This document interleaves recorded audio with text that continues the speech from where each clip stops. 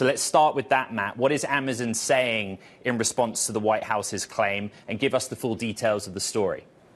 Yeah, so Amazon says that they were never considering any sort of tariff-like disclosure on their main retail sites.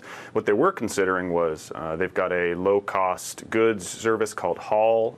It's very much in the mold of Temu, designed to ship things directly from China.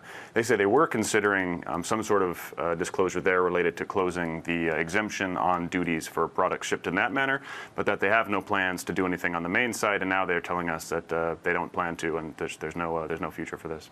There is no story here, despite the reporting coming from Punchbowl, Matt, but the damage almost already done when it comes to the narrative that was drawn upon by the White House administration. And it even went as though Caroline Leavitt went further, putting in an old report from Reuters that was dated, in the previous administration. Yeah, a little bit of a shoot first, ask questions later from the White House for sure on this before Amazon had cleared this up at all.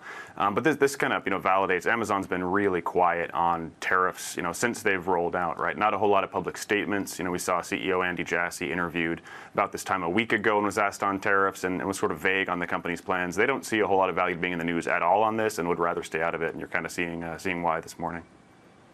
I think it's helpful to our audience, Matt, to help them understand how Amazon.com works from the inventory standpoint, from the vendor standpoint, right? So on April 9th, we reported that Amazon cancelled some inventory orders from China, and you included the reporting that those cancellations put the tariff exposure back on the vendors themselves. Just explain how that marketplace works.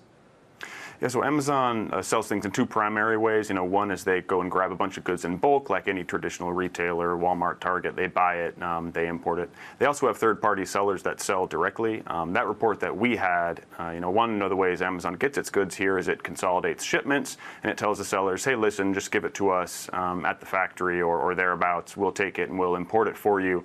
They told some of their vendors, listen, you guys are responsible for this yourselves, essentially putting them on the hook for tariffs.